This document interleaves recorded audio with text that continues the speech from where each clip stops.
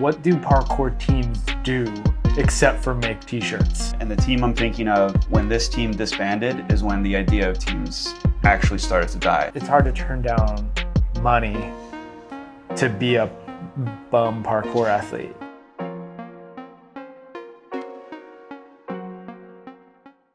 So it's the end of an era. We are officially out of the era of harem pants. That's a good opener. That's all I wanted to say about it. Oh, I wanted to do like maybe someone else can recreate this meme because I really don't have time. But it was like something that I just thought of as a side by side. There have been 3 types of like parkour dress that I've participated in, and like it went in this direction of skinny top, baggy bottom. Yeah. Right, yeah. Which was kind of like the PK Gen era too, where you like it would be like Under Armour shirt and double XL pants. Yes, like, yeah. I had an Under Armour shirt. Yeah. So a lot of guys were doing that, and then there was skinny bottom, baggy top. Yeah. Which was actually kind of like 2 years ago, and then now we're kind of like in this mixed phase right now. I feel like right now where there's a lot of like you can be kind of baggy and it's accepted. I don't think anything skinny is cool right now. Nothing fitted is cool. Okay, right now. well that's true, yeah. But it's all about the jeans. Be as uncomfortable as possible. Make sure you have a wallet chain. Catch it on your hip and your roll. Ouch. That's how to dress now. So if you don't know, Farang has officially closed their clothing side of the business. I don't know if they're going to continue making videos as a team or what they're doing, but their clothing business now is just done. They're no longer making clothes. It's interesting that you phrase it that way, because my interpretation was just fully done? is done. No, they've alluded to the fact that it's actually just the clothing that they don't want to do anymore. Mm-hmm. Which I think gives them plenty of opportunity to just come together and make a video if they want to make a video, but I don't know what else they do. That's the thing, is what do parkour teams do except for make t-shirts and videos? Sometimes they become chase tag teams. Okay, yeah, chase tag, that does happen, but it's lacking a competitive platform. I don't see Farang being a chase tag team. Oh, it could happen. I don't know. Dom played chase tag at one point. He was on the free running Schlappen team, which I guess is another team. Yeah. But what do they do? What do teams do in parkour? What's the whole thing with the parkour team? Yeah, my thoughts on parkour team are kind of we got to go back. Like we got to go way back in time. Take us back in history. Get on the Magic School Bus. Yeah. Comment if you watched Magic School Bus when you were a kid. Do you know Magic School Bus? I definitely watched Magic Okay, School good. Bus. I thought you were about to like tell me no, and I was like, oh, I'm just kidding me. I went on a tour of the human body in a school bus. Okay, so if we go back, what year? I think just think about like when you started parkour. So if we think like 2007, pre 2010 era. Yeah. I feel like a parkour team was your ticket in your young mind at the time, is like your ticket to money and fame within parkour or outside of it. So like the purpose of being on a team is you're going to get fame probably within parkour, potentially a little bit outside of parkour, and it's also going to provide money so that you can continue to do the activity and sport you love. Through what means? Through what means do you make money from a team? Oh, I'm not saying that this was something that we had figured out. So early on, actually, I think there was a pathway, and it was like performances. Yes. Right? Like if I think about some of the early teams, like, okay, if we go all the way back, right, you've got Yamakaze and Trasurs. Yeah. Right? So I think those are like the original teams. I don't know which one actually came first. We'd have to talk to a founder to know for sure, right? So those, and I imagine as a result of making those teams, they did performances and obviously were invited to be part of a movie. With the in the case of the Yamakaze. So there was some pathway there. But if I think about like the early American parkour, there was like the Tribe, which I'm sure they've dissolved at this point, but there was an American team that was like made up of all of at the time the best parkour athletes in America, including like Levi Muenberg and Tyson Cheka and Ryan Ford and all of the heavy hitters from all in that era. And they did performances and I'm sure got like commercial work as a result of being part of the team. And so maybe the purpose of a team initially was like, we're going to pool all of our like good or all of our achievements represented on video in some way, and then use that to pitch to brands or have brands approach us and be like, hey, we've got the perfect athlete for your commercial, or we've got the perfect performance that we can do for your corporate event or whatever. And so maybe that was the purpose of a team initially, but it kind of just steered away from that. And I think it still moved in that direction for a while. Like, I feel like some of the teams that existed still used their team status in order to generate opportunity. But it still feels weird as an individual sport like parkour to have a team function or a team component to the sport. When I started, it made perfect sense. That was, and I think what you're talking about performances and things. Well, it's tough to put on a one-man show. That's true. Yeah. And so if the idea is we're gonna get skills, and then we're going to show off these skills either via video or performance. If you're a one-man army, one-man show, that's a lot more work and a lot harder to produce something good than if you're like, oh, I have a specialty, you have a specialty, this guy has a specialty, let's all get together because we can do something like truly great. It's like Power Rangers, you know? You got one Power Ranger, they got one, like, what are they called? Zords, the giant robot things. And then they combine and they make like the one mega one team, you know? Yeah. They got to do that every episode, otherwise they don't beat the monster. They can't do it by themselves. Yeah. That's what they were called, Zords? I think so. I don't remember. Comment below if you remember what they're called. Yeah. We're just gonna go. This is gonna be a whole episode of referencing. It's all retro TV shows. No, and I'm largely agreeing with that. But I think of like the modern day team, and we have like Storer. Storer is like the example, and they've been able to build a business around their team.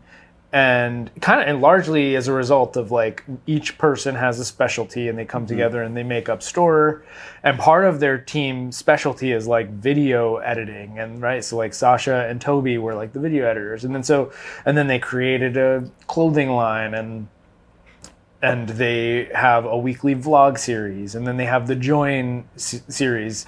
And now they have a podcast, and the whole, it's just kind of grown into a larger business, and they seem to get commercial work as a result of being a part of their team. But largely their team is made up of making videos or parkour videos sometimes. I would say most videos are parkour videos, but sometimes not parkour videos. Sometimes just floating down a river. I like how you always reference that one now. That's a way to keep that going. Or getting stuck in quicksand. But yeah, like they seemingly have been the only successful parkour team. I'm struggling to think of other parkour teams that were actually successful. Yeah, I mean, we would get in the semantics of defining success, but I think if you're like trying to draw a line somewhere of like up until this point, because let's try to define success. I'm gonna try to make it as simple as I can here. You get paid a salary to be on the team, and the salary allows you to basically pay for all your living expenses. Okay. I don't know if there's any other team that's hit that, at least on a sustainable level. Yeah. That doesn't, because the only other one that might come to mind, and we were trying to brainstorm teams earlier, is Tempest. But Tempest has like the original roster, both aged and disbanded. Anyway. Well, they've had several rosters over the years, but yeah. Yeah, but well, like their pro roster kind of changes, and now their current pro roster, it's kind of confusing. Nate Weston and friends. Well, so Nate and Didi. Yeah. And Sydney. Yeah. And Corbin. Like Corbin is doing like a stunt show now. Yeah. Seems like Didi is quite successful in his they've all stunt career. Tempest, and that's why I think it's worth to mention, is Tempest created a brand, created a team, created a network that has enabled people to go like start from basically parkour, get in with Tempest, and then find a career. But the career often goes, I would say, way more outside of parkour than Storer does. We make the jokes about like Storer's videos, but they're still quite parkour centered. If not, like you can make the argument that they're still entirely parkour. I'm not hating on Storers. I'm not hating on Storers. Like, hey, they have a ability. Sense of humor. I'm not hating on their ability to make money by floating down a river. That's so sick. Come on. You're gonna get paid to float down a river and just be like, hey, just floating down a river now, Anyway, yeah, but Tempest is definitely kind of like their ability to be a team they've always tried to be like an athlete team, an athlete roster, but they've always kind of gotten distracted by the stunt world. So unfortunately for Tempest, I think it's too alluring. They have like the network of and the stunt community that they can tap into that is very profitable. So it's hard to turn down money to be a bum parkour athlete. Yeah, in comparison, if we want to even compare success, you could say on a monetary standpoint, it appears that Tempest would actually be the more successful team, because as far as I know, a lot of the founding members have gone off and like bought houses and cars real and estate. Things. That's the measure of success. Can you afford real estate? Yeah. That's what it is. Did your team earnings afford you investments? Yeah. So some of the other notable teams that I think are worth mentioning that have disbanded. Motus, they were a clothing brand and had a sponsored team. It seems like actually most of them don't even do parkour anymore. But they have since disbanded and been acquired by Storer, the productive side of it. And then another perfect example is Storm, which at the time of their, like right before they disbanded, was made up of the 3 best athletes in sport parkour. Yeah. So they had the most successful athletic team, right? We had Tim dominating skill, Joe dominating speed, and Ed dominating style, and there was nobody could hold a candle to them. So Storm was the best team athletically, but they disbanded. Kai went off and started flying drones in Dubai, and that was the end. That was the end of Storm. Well, this pays more. Yeah. Sounds like he's got a pretty sick lifestyle out there, though. Do you get the sense that just, I guess, the concept, we're talking about parkour teams, we're talking about the teams of old, do you get a sense that as a concept is dying? The team concept? It weirdly has had a resurgence with chase tag, but chase tag at this point is so like adjacent to parkour. It's kind of become its own thing, and I don't even think the people in chase tag are always even super in parkour. I think there's a little bit of crossover, but yeah, I don't know. Like, I think the concept has.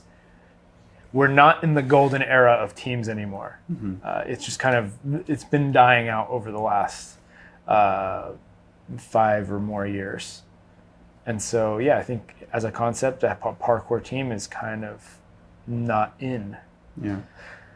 But there's still some that are in existence, right? Like you have Keepa, that's kind of they're continuing to be the team / brand. I guess parkour. when I'm asking that question, because it's again like if we go by definition of team and we talk, and one of the things we first started talking about was, well, this was what a team felt like when I started parkour, and so in my opinion, I would say if we're talking about a team as, hey, I'm from Vancouver, and like when we had a team when I started parkour, like right away. Zanshin Studios was the team. Yeah, it's like already we're thinking like stunts, right? We're gonna do stunts. And there was another team. There was actually Hybrid Movement in Vancouver was another one. There may be more that I'm not aware of, but like that was the thing. You make a team, and I think initially it's we make a team so that yes, there's this whole idea of there's potential payment for the skills of the team, but then it's fame through making videos within parkour, and then merch through the same through the fame, right? And I think that concept has actually been dying for a long time. Yeah. And I actually think I might know when. Ooh, you got a date? And we haven't mentioned the team yet. And the team I'm thinking of, when this team disbanded, is when the idea of teams actually started to die, and it's Urban Free Flow. Because that was, for me, that was the pinnacle. Because think about it this way. That was the pinnacle. Urban Free Flow was the pinnacle. What has, and for that concept of team, because they were like, we are getting jobs, we are paying, they weren't paying their athletes enough, but they were essentially generating money. They had the most fame attached to the team. Yeah, you had like sponsor me tapes, like, and things like that. Yeah. And so since that stopped, I think we've been on like just a dying trend of parkour team. Because you're talking about resurgences, but they're different forms, they're different takes. That was the top hype of parkour team. And I think since then we've just dipped. I agree, but there was a resurgence in my opinion, because after Urban Free Flow died, you had in their ashes, Storm Freerun was built, Farang was built, Storer was built. So like the titans of teams mostly came after Urban Free Flow, but none as well. I mean, Storer's probably the exception, but none as successful as Urban Free Flow was, at least. Because I think like from the outside. I don't know if you just mentioned Tempest, but I think Tempest existed while Urban Free Flow was a thing. They had already like formed a team, because there was also like, and I think the Tribe also existed at the time, and so these sort of things were in there. Storm, Storm. We've talked about this before on the program, but Storm was Stororm. Stororm. That'd be a funny video. They formed as like a result of like we're disbanding Urban Free Flow and we're starting new teams. Team Storm got founded, but like they weren't able to execute and get on the level that Urban Free Flow did. At least not for a very long time. Yeah, and Storm went through many different iterations to the point where by the end of it, like Kai wasn't even a founding member of Storm. Of Storm? Yeah. Was he? Oh, I don't want to try to remember or speculate, but yeah, like it was kind of like Tim Sheaf, because Kai was on Urban Free Flow. If I remember correctly, he stayed with Urban Free Flow when some of the athletes quit. Oh, really? But speculating. British historians out there, please let me know if that's not true. But I want to think that it was the case. I heard that David Bell was also on Urban Free Flow.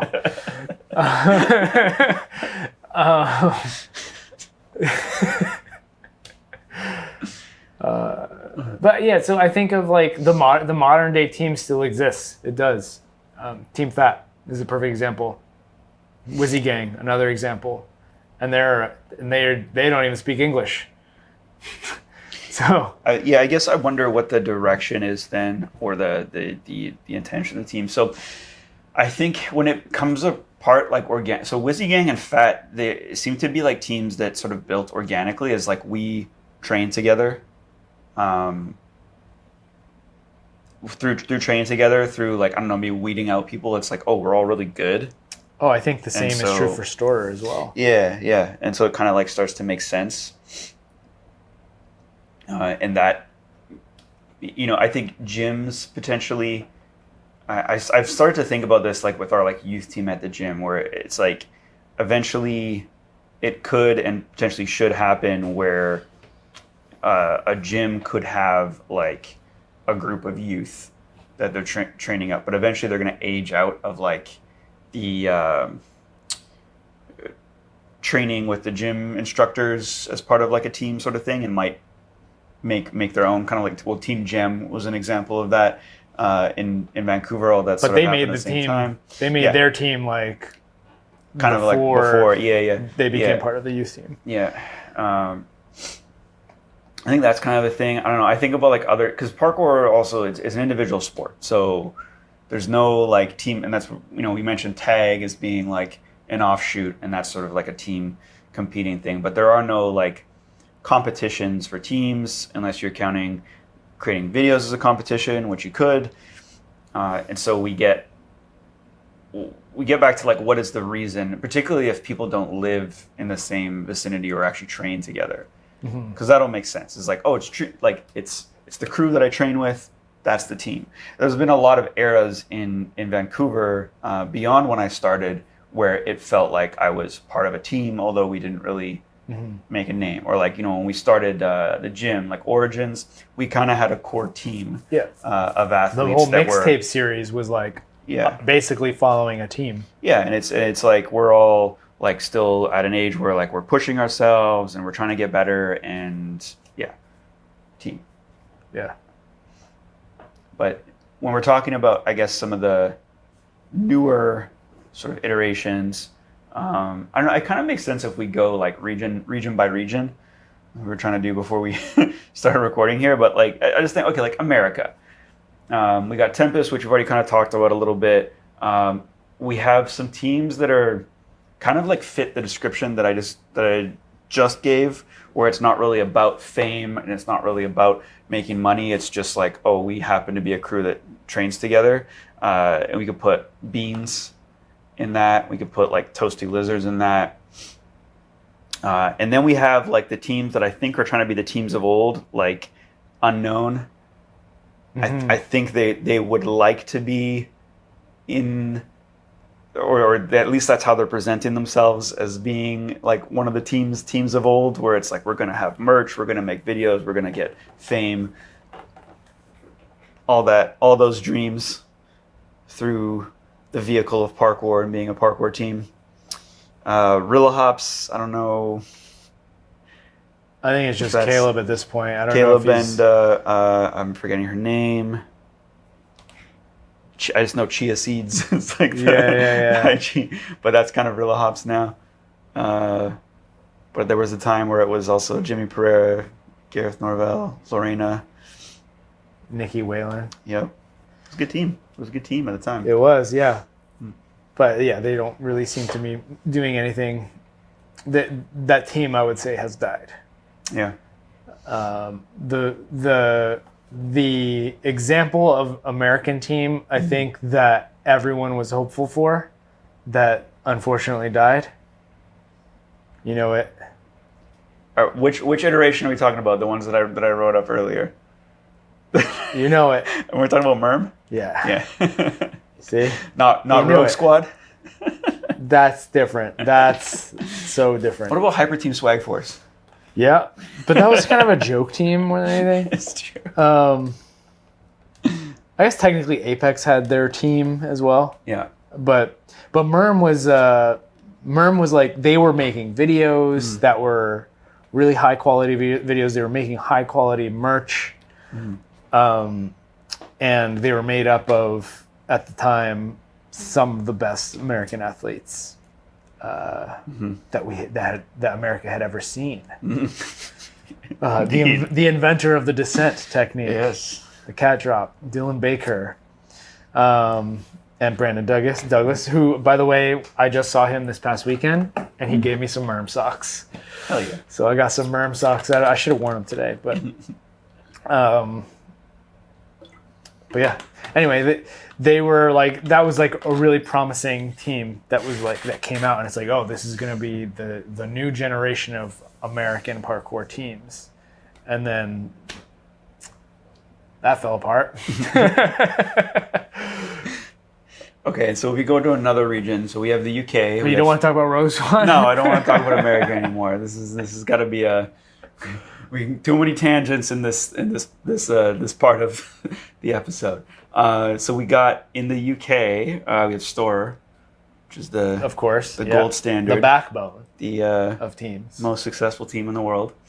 And then we have there's this kind of we already mentioned FAT, but there's like this assortment of teams that I think are more like of the spirit of like we train together. Sometimes we have merch, but whatever. So you got like 5th Unit, Scruffy Boys, Pariah Clan. There's some northern one that I forget. There might be more than one, probably more than one northern one that I'm forgetting. There's also the Parkour Collective. Street Media. Street Media is one. Normal Brand. You didn't react when I said Parkour Collective. So the Parkour Collective to me sounds like an attempt to do what I was saying before about creating a team of people who all have like different abilities and specialties that they can then use to pitch to corporate events to be like, hey, we can do a performance where we do some like mini tramp tricks and like jump about, or potentially get commercial work from. And that's like Ed Scott, George McGowan, Tim Champion, Berkey. I think that's it. Yeah. But they aren't like they aren't like a team in the sense that they're making videos, making merch. I think they're just doing it as a way to just kind of go after the bag, if you will. Yeah, it's almost like their social media account is just kind of like a group resume. Yes, exactly. And each of them all are kind of powerhouses as individuals, and they're just kind of coming together so that they can pitch them as a group. Yeah. And then we got the rest of Europe where I just struggle. There's a lot of gym teams, I guess, that are, I'm thinking of like Jump Free Run. Yeah. Not really a team, but they do have like athletes, and then like I think they train their athletes like a sports team, which is like another direction you could go in with teams.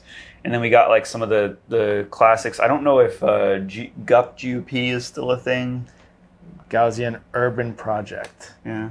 I have no idea. That was a great era. Very the baggy pants era. Yeah, they also like I think like it inspired so much in parkour. What is another team? What? Pasta Moves. We struggled to think of like Matt MA and the videos that come out of his channel, if that's a team. Kippa, you already mentioned. But Kippa, I don't know if there's so much a team as it's like Kevin Franzen and 2 other fellows that are just doing videos, magazines, and clothing. It'd be sad if we've left somebody out that was... We're totally leaving someone out. There's no way. This is like...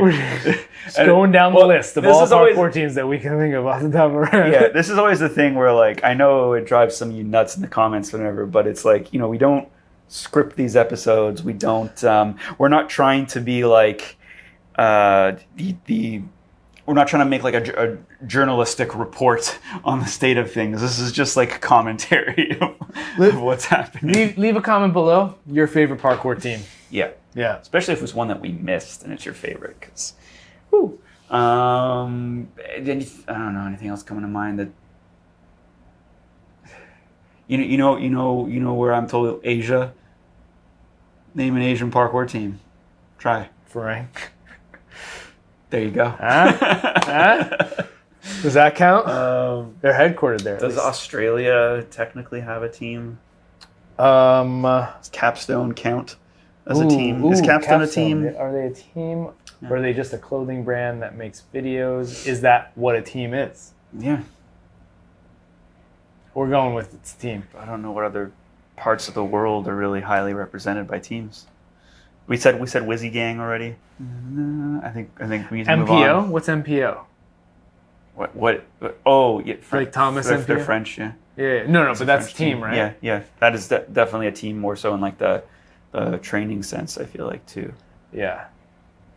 Although they could have aspirations to be more famous and make money off of what they're doing. But. Unit 45? Back to Canada. Back to Canada. We came back full circle. So you were trying to make this argument, I guess, of like the resurgence of teams, and I'm not sold on that idea. Whoa. When did I say there was a resurgence? You said, because we were like currently there's a resurgence? Yeah, or attempts at it, I guess. Because and again, in my mind, it's like, again, we had Urban Free Flow, the pinnacle of parkour teams, or the top of like everyone's hopes and dreams of what a parkour team is, and the way that direction it was moving in, until it was exposed that athletes were getting severely underpaid and mistreated, and so they disband, and then there was some sexual accusation charges, and then we just kind of went, yeah. But that's also kind of the way of the world where. So it's, in my opinion, it's not like a peak and then a yeah. It's like a peak and then a like, oh, but then we have all these other teams happening here, and then now we're kind of just slowly fizzling out. It's like, I think it's been a slow fizzle rather than like a massive decline. Mm-hmm. Yeah. Yeah, I can. Can you see my chart? I can agree with that trajectory. Yeah. Yeah, and I guess like there's a weird distinction here, because there's like team and then there's clothing brand, and sometimes it's the same thing, but sometimes it's actually different. Like Etre Fort is like an example of a clothing brand that died. Just died. And yeah, and they're no more, but they weren't really a team, right? It was just kind of like a couple Swiss guys who made like baggy pants. So yeah, I don't know. Like that's why I kind of started this whole conversation with like, what is a team? What do they do? And sometimes it seems like they do a lot of things. Sometimes it seems like they don't do enough things. But yeah, I think it's like there needs to be. I think a lot of times people make a team, but they don't have a clear idea of what they want to do with it. It's just like, oh, we're just friends, and we call ourselves the Sandy Banana Gang. Which I also think is like Dodo. Remember Dodo? Yeah. I think it's kind of like a worthwhile thing. I think you could still put out videos of your accomplishments as a collective and all the things. But I think as soon as like you start having more aspirations of like, well, the two main things being one, fame or money, and sometimes those things can be work together, and sometimes they're divorced of each other. But I think if either of those are the goal, then yeah, they need a lot more direction.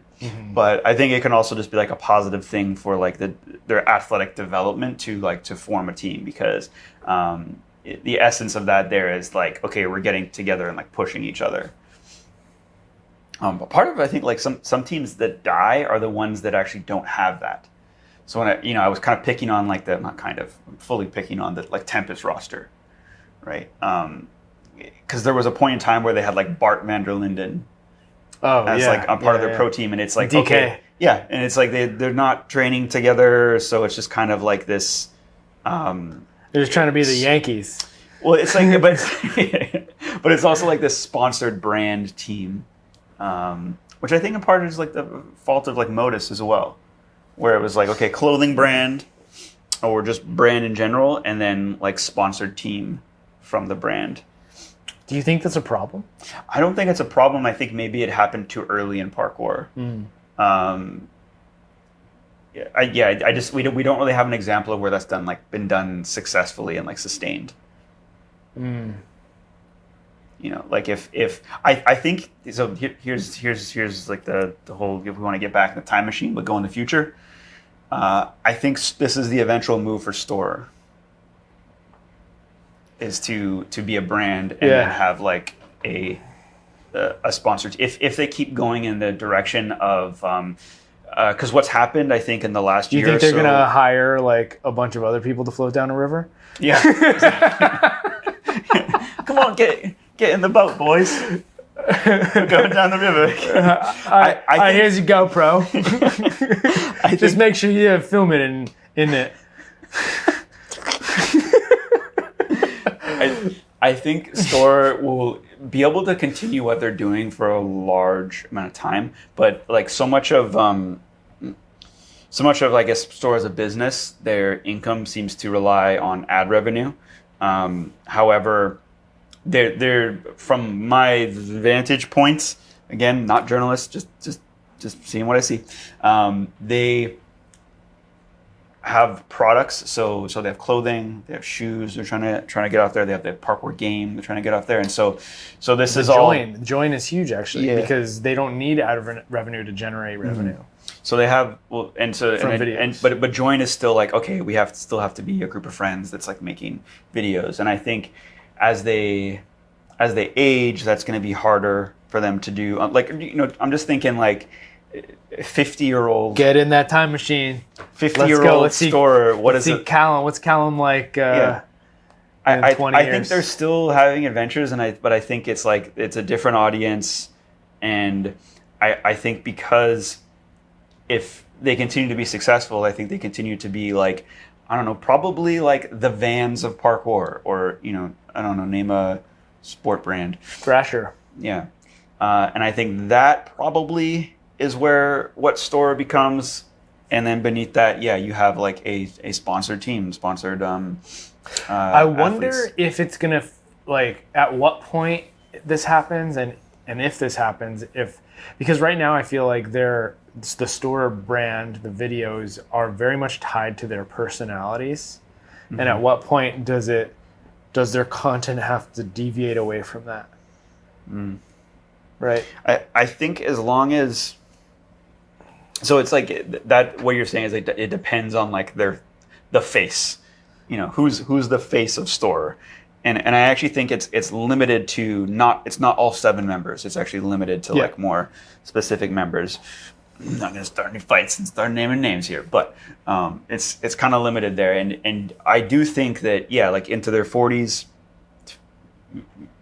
and beyond, that's still going to be part of the brand, and they're still going to be featured in videos if they continue to put out media the way that they're doing. Mm-hmm. It's kind of like how you think of, okay, so I'm going to name I'm going to go in the full like UFC trend and name non-athletes, but like think of like Dana White, who is like, you know, president of the UFC, but he's wicked old looking now.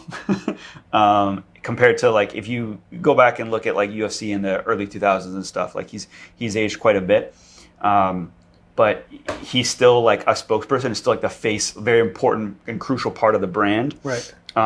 Joe Rogan has like increased his brand even though he continues to get older. Right. And so I think because you're saying like face and personality, I think as the Store fellas age, they're still going to be able to be, some of them at least, be like crucial parts of the brand, and they're going to need to be pushing whoever, like if they're bringing, and they already do this a little bit, right? They already bring in athletes to be parts of videos, right? And fill that part. But I think that's just going to become, it'd probably be gradual, but I think it's going to become like really crucial to making exciting videos, as you might have like a 45, 50-year-old Callum Powell who's like, I'm here with like this 20-year-old stud from the UK, and like his job is like, maybe he's moving a bit, but it's also like just largely like commentary. I don't know. This is all like weird hypothetical thing, but I have thought about this kind of thing, and this is like the direction that they go into. All right, we brought with you guys today. You got this 20-year-old stud. We're all gonna get in this boat, slow down this river. Yes. Oh, love you, store. Keep floating down the river. Keep floating, boys. Water is God. So I think one of the directions that we kind of brought this up the other day because shout out Silas, Vancouver athlete and coach. He asked us, like, are you guys gonna be talking about Farang on the next episode of STS? And my initial thought was like, nah, like, not really. I don't have much to say because I think the direction that a lot of people that have put out like long form talking content on this is around like the parkour clothing industry, which I don't know. We are not experts in. No. You know what they should have done? They should have tried to sell to non-parkour people. That's the answer. See, and I don't know. That was me joking. I don't know. That's yeah, I don't know. I don't know what the answer is, but I feel like it was kind of an obvious thing to predict. It didn't feel like it felt like in years past they would like heavily push new clothing, like new clothing drop, like the summer line or like the winter line or whatever. But it's really seemed to fizzle out in the last couple of years. So it's like it's not surprising at all. Plus, like Jason's doing his own thing. He seems to be like kind of going on this path of making parkour accessible to people through teaching with his online course. Can we pause on Jason for a second? Yeah, let's pause. I just I don't mean to like pump him up like so much, but like I find every now and then I'm like super impressed with like him as an individual. Particularly you always fangirl over. Yeah, particularly Jason as like Paul. what just like from an entrepreneur standpoint, and it's like I'm also like torn because there was this point where like he was like best in the world. There was a point like he had a couple like world titles in like he actually freestyle parkour. invented flow.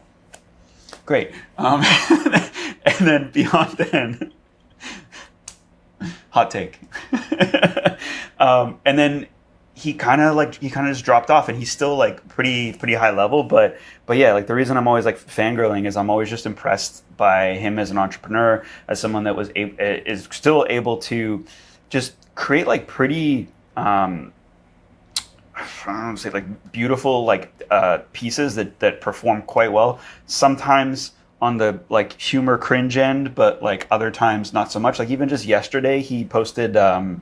This might even be like a repost, but he's like doing cat to cat descents, and it's just a really nice looking piece of content, and that was like always like reflected on the clothing too. And I'm sure like a lot of the other members, like Annan, had like a lot of play in there as well because he's also very visual. But like, yeah, he's just constantly able to put out quality.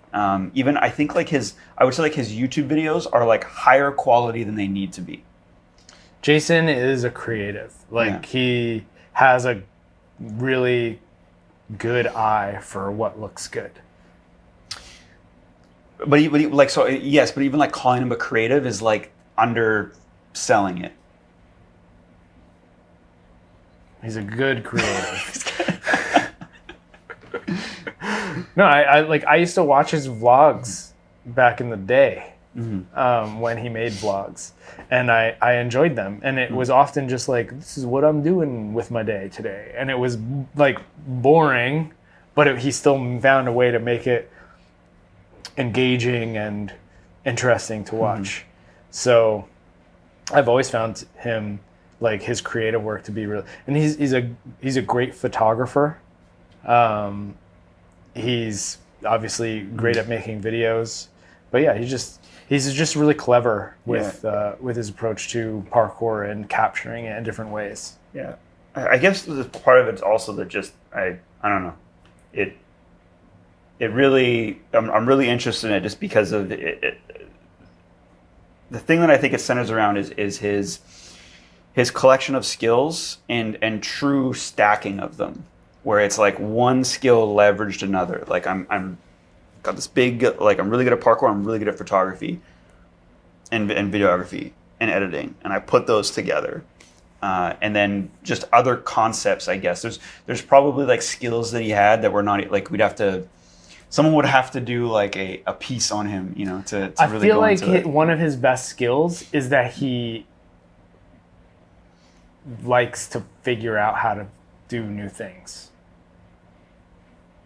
Do you mean from like a movement standpoint, or just like in No, general? no, just in general. But like, I just remember when he would like, I don't know, he was editing some video and he was like, I wanted to figure out how to do this aesthetic, and so this is the thing that I did to figure out how to do it. And like, there's this whole process of like drawing on paper that was involved in this edit, and he figured out how to do it. And so it was just like little windows into his mind like that he would share on his story on Instagram. And I always found that interesting, is that he thrived on like, you know what, I'm just going to try to figure out how to do this thing. And so he seems to really thrive off of that. And he's generally a creative individual already. So he's got like that mind for it.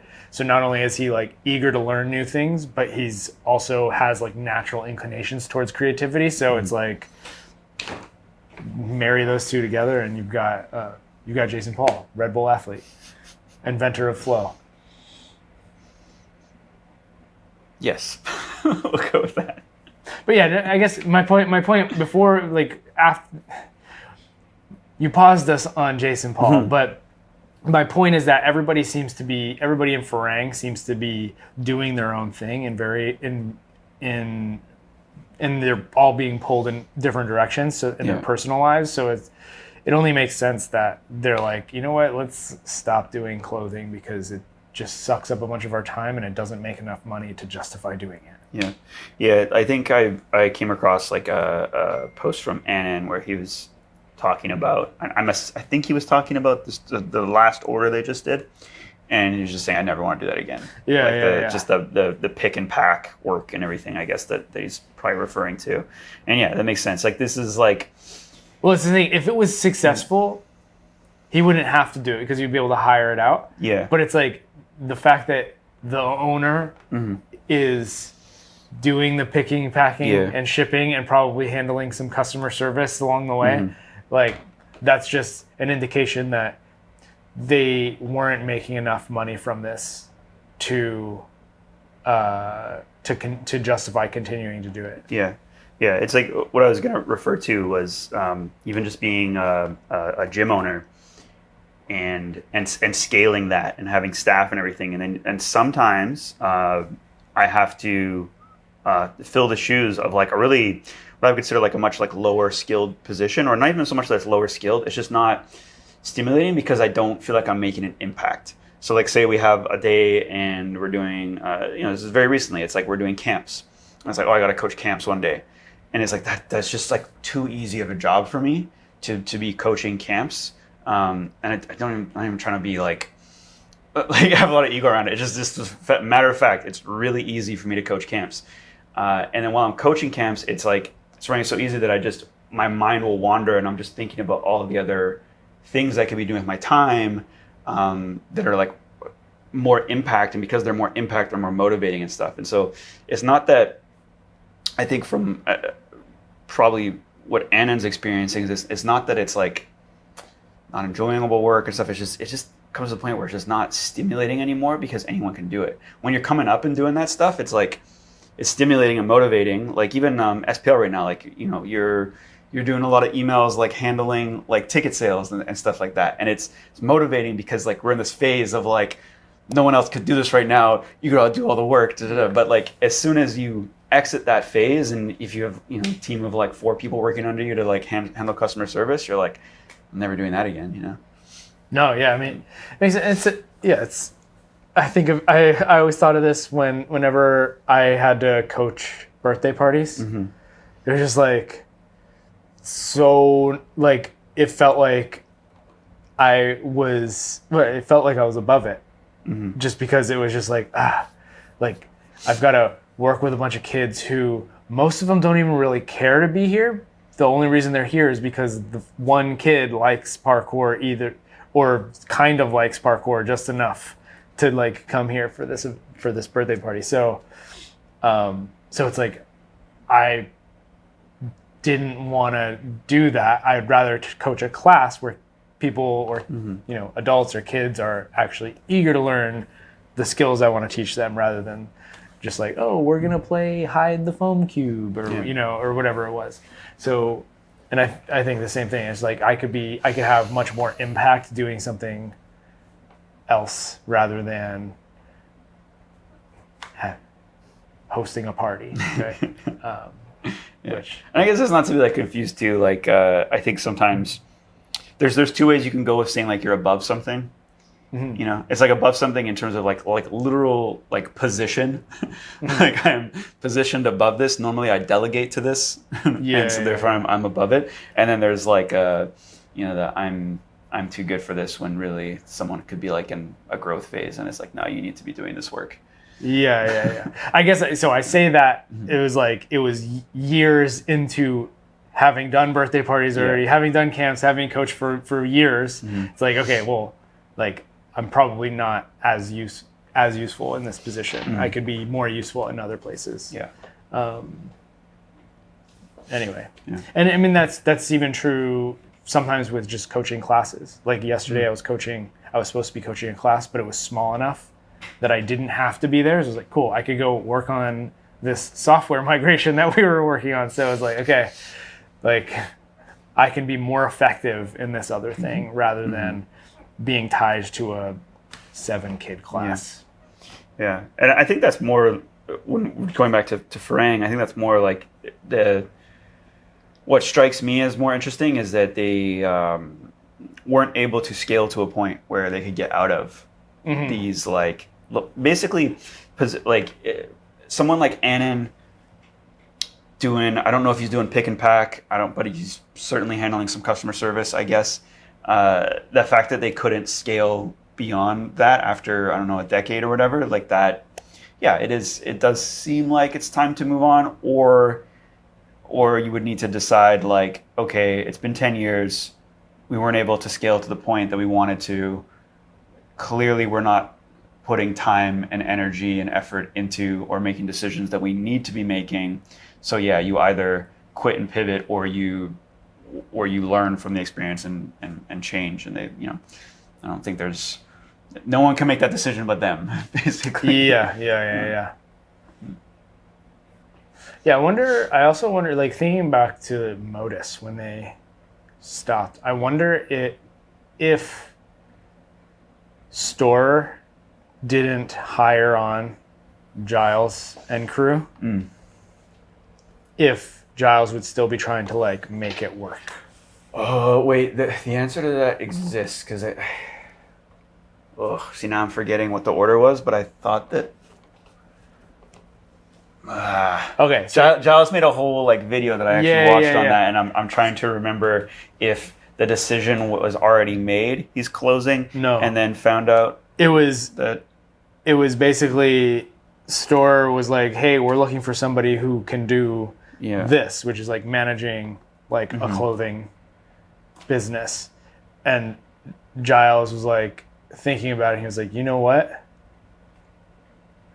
I might be the perfect person for this job. I'm going to reach out. And so then that kind of, and then it was just kind of like, you know what? I don't want to do this unless I could bring Keelan and Bloggy with me, because they are currently relying on Motus to have a job and kind of like try to keep the dream alive or whatever.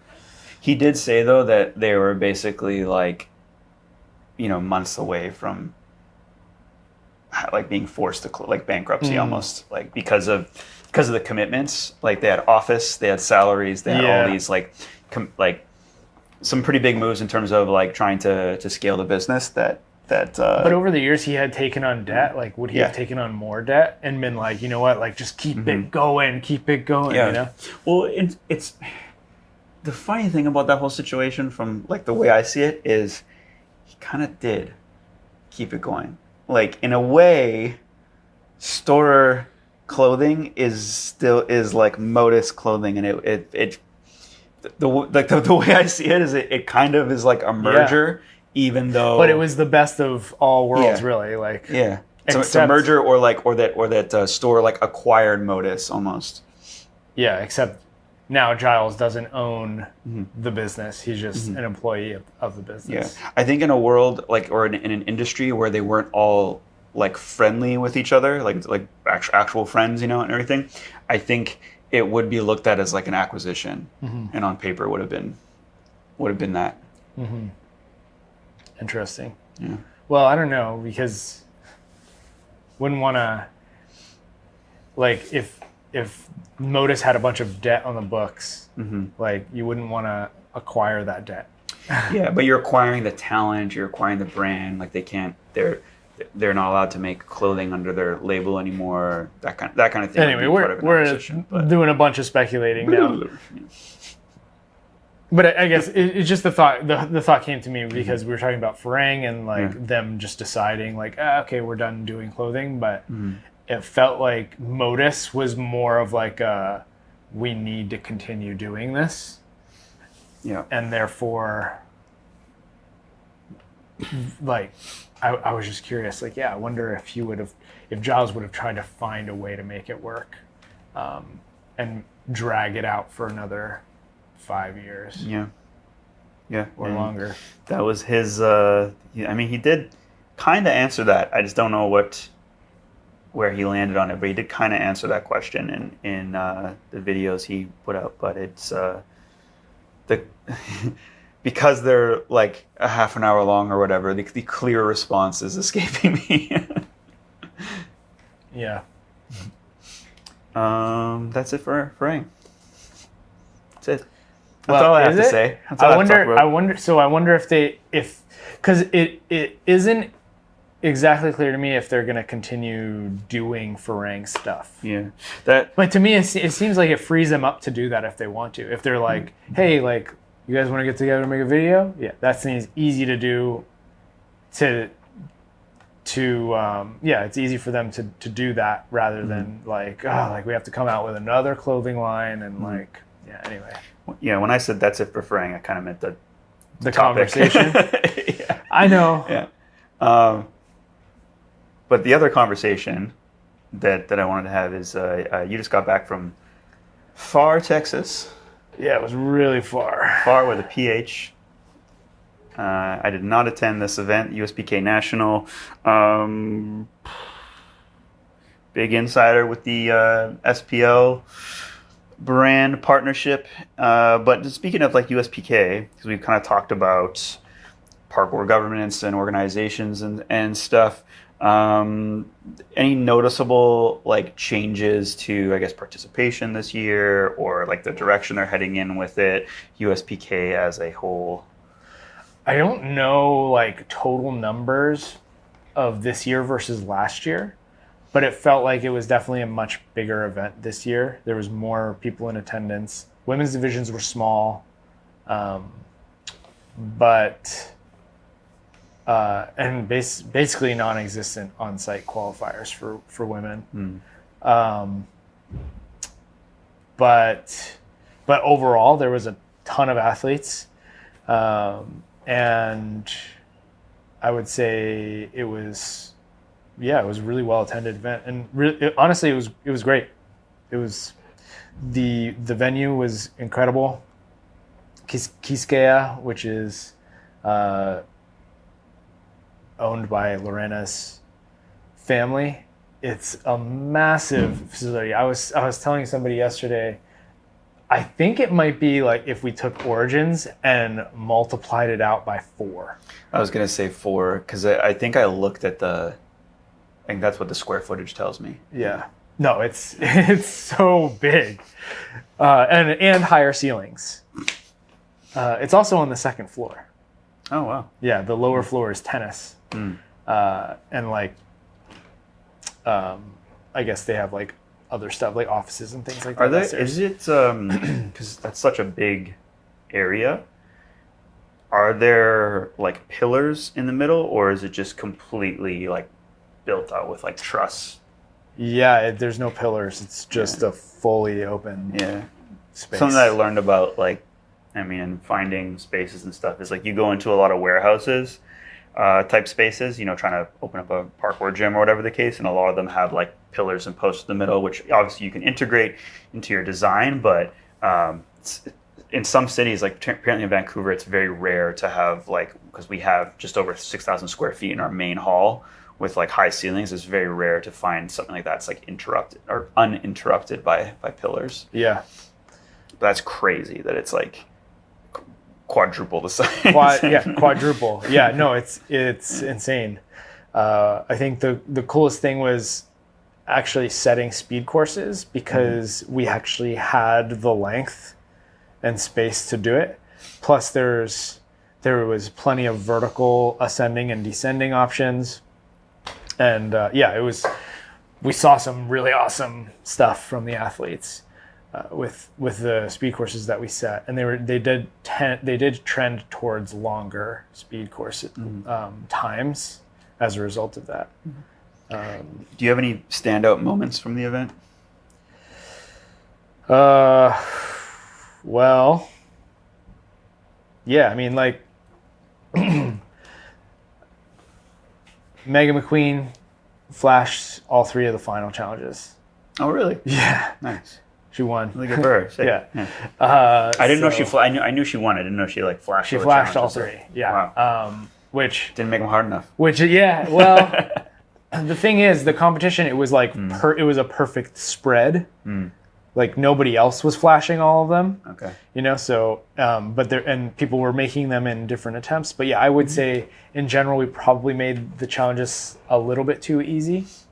But across the 6 competitors, we had one athlete completing all 3 challenges on their first try, and one athlete not completing any of them. So it's like, and these are all finalists too, right? So there was a spread.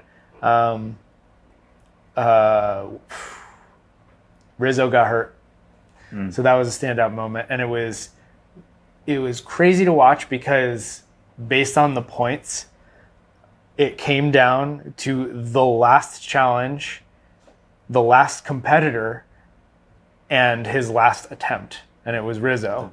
And he would have, if he had succeeded on making that, he would have podiumed. He would have gotten 3rd place and qualified into SPL. So weird. I don't know if you talked to him about it, because I'm.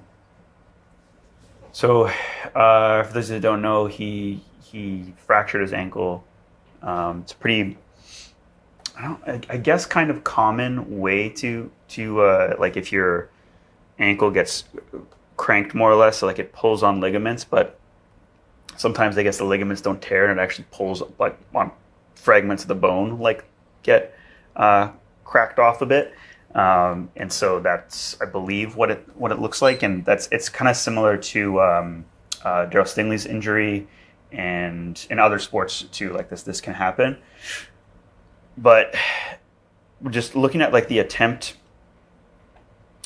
it seems to be like a technical error, because like when you were showing it to me, it's like, oh, he's about to absorb on one foot, because it looked like beyond that, it's like he's doing some strides, and then beyond that is what I would imagine to be a very easy catback for him. Yeah. No doubt. He, like, that challenge probably was the most in his wheelhouse, and he should have gotten it. And he just, for some reason, just messed up his first 2 attempts. Like, he kind of slipped on one of his strides, and then he kind of buckled on another one on his second attempt. And then the 3rd attempt, it was all looking good. And it was like, he got to the wall. And then from the wall, he was like, nope. He came down, and it was like, what happened? Like, he should have done it, right? So, like, absorbing that impact on one foot on a really grippy wall, apparently. It was very grippy. I think that was part of the issue. I think he shouldn't have had only 1 foot leading on such a large jump with so much speed behind it. But yeah, I think the other part of it was that his foot didn't slide at all. It just stopped. I'm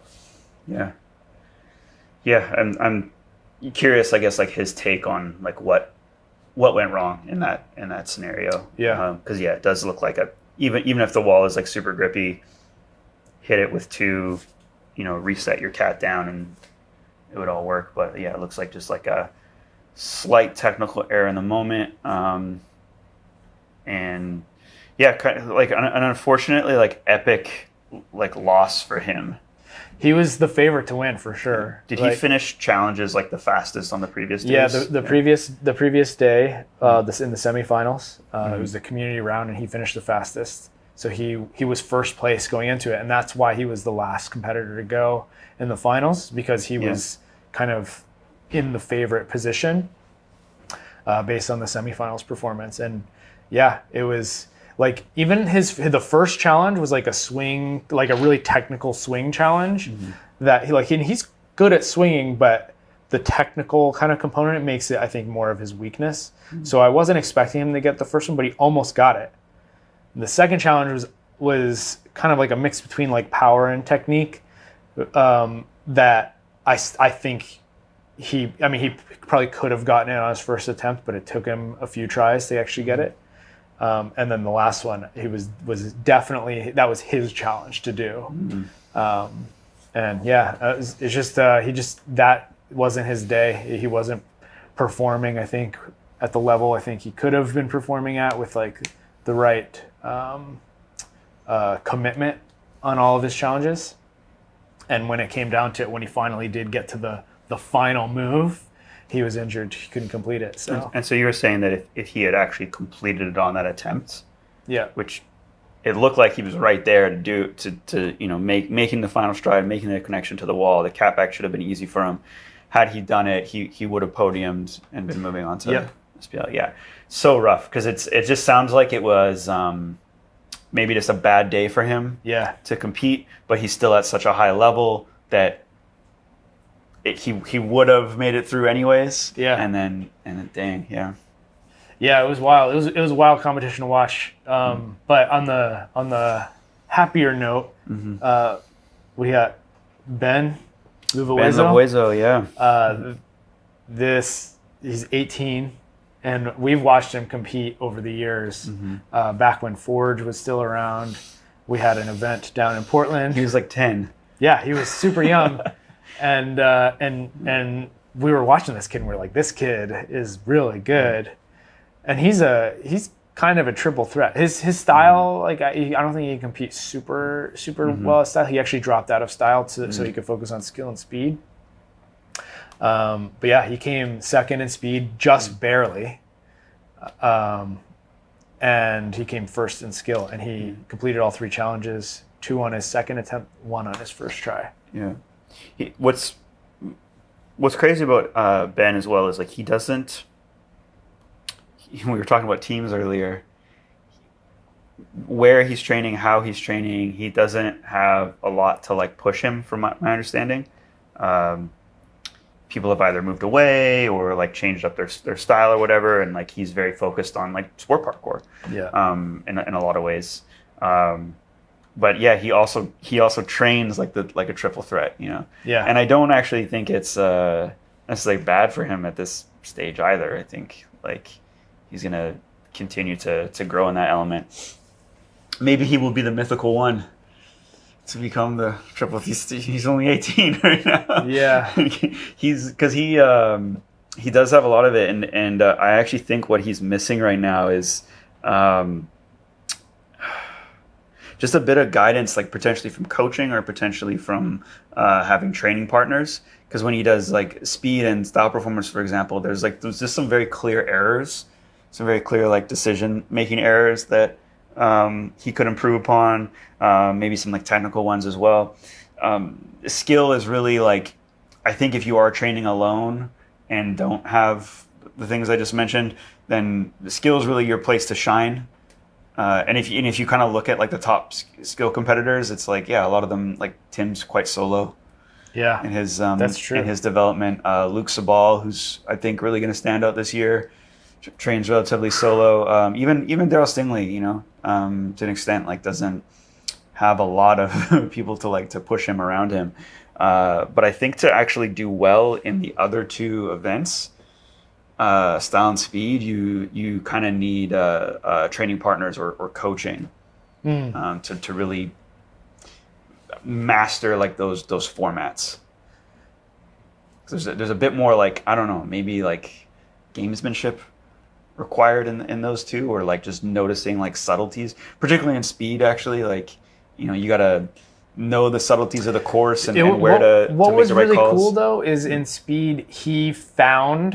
I don't want to call it a hole in the speed course, but he found a strategy that nobody else noticed, and he started practicing it, and then it changed a lot of the top performers to adopt that strategy. I hate when that happens. But it was, I don't, just to explain to people listening, I don't hate when an athlete discovers a new strategy. I hate when it's copied because they lose their advantage. yeah. But it was, Unless you're Rob Schill. Yeah, he hit it. Yeah, no, but he's done that in other events. Like Yeah. he'll find something and then not practice it. Yeah, Rob, Yeah. goated. Yeah, but my point there is he found the successful strategy and he was able to execute on it, and that's without a coach, without anybody like looking at him and being like, hey, like, what if you tried this instead? He just found it, and I think that speaks to his experience as a competitor, because he's been doing speed competitions for ever since he was a kid. So, and now he's grown into a man. He's like actually a track and field athlete too. So he's getting additional like output training basically. But Joey Jepsen edged him in speed. They each came in first place on different days, but the total time separation was just slightly better. So, but Joey also, like, it's cool because they each had like slightly different strategies on the courses. Joey's from what I remember from last year, he's just such a clean course runner. Yeah. No, he's great. I'm looking forward to seeing him in SPL3 to see how he does as well. But I think on any given day those two would go head to head, and it would be one or the other based on the smallest things, right? Audrey Johnson. Is she? I hope she actually makes it to SPL this year. I'm pretty sure she's coming. She was a triple threat. She podiumed in all three, and so that's somebody to keep an eye out for. I think she probably is going to be strongest in style, but she's quite good in the other two as well. So, and Rai threw a quad in his final line, which. Just a casual quad. So, I mean, his level was crazy high. Denali Saruno showed up, and he did his Denali Saruno stuff. You just like skip over the names of moves. Like, yeah, I'm not gonna try to describe it on this audio podcast. Can't pretend to even say what he did, but like crazy twisting and like positional skills, like axis skills. He did like a gate cork zero thing, but technically, apparently, it's not actually in the cork zero axis. It is in the croc axis. Okay. But it looks like a cork zero, so we're gonna go with gate cork zero. And also, I don't know if you remember him from last year, but Callum Chatwin. Yep. He has had such a big come up in the last year. Like his performance last year at USPK Nationals and his performance this year were night and day. It's like he figured it out, and he had a year to train, but he's quite good. He did those wild like dive roll bomb to cart. I think it was cart side. Sick. It was sick. It was so sick. And there's actually like this 14-year-old kid. I've never seen him before, but he was throwing down the whole weekend. His name is Larry Vivar. So he came fourth place, which Rai is actually already qualified in style, so we accepted him in. But he's somebody to keep an eye on. I don't know how well he's going to do SPL3, but for the future, he's so young and he's got so like a huge bag of tricks, and he's so clean. I think you'll want to keep an eye on him in the next 5 years. Noted. Yeah, that's my analysis of the USPK Nationals. It was a great event. Honestly, each day was pretty exciting to watch. The level of the athletes was high. The facility was incredible. So there's going to be more content coming out from the event over the next few weeks, and so I'm excited to see these athletes perform in SPL3 in next month. We are less than a month away. Still so much to do. We sold out though. Yeah, we're sold out. So don't try to come. Don't try to come unless you have a ticket.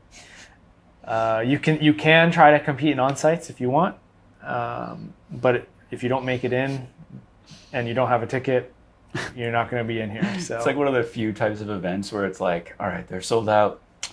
The only way to get in is to qualify. Athletic supremacy. Yeah, you have to qualify, which that's pretty wild. I do want to try to get something done. I mentioned this to you the other day, and I think Dylan had part of previous years, like something local, like nearby, where like a viewing. Yeah, like a viewing that I don't know, like at a projector or something. Because I'm always like, it's tough. Like we want to be able to fit more people in, we just can't, and it not be like chaotic and dangerous and just basically just disruptive to the event. That's like the toughest thing to get people to realize is like if we let more people in and we're trying to cram them into places, it becomes very disruptive to the event, and we try to run a good live stream. We try to make everything enjoyable for everyone who's paid and attending, and we just can't do it if we like go over capacity limits. Can't be duct taping people like up against the walls or on the ceilings. Yeah. One day we'll move out of the gym. Yeah, I mean that's the thing is we're outgrowing the gym, which is a good problem to have, but it also creates new problems. To solve. I do want to say like I'm just I don't know, just really really thrilled and grateful that we did sell out like this fast. Also, yeah, it was way faster than last year, which is very promising.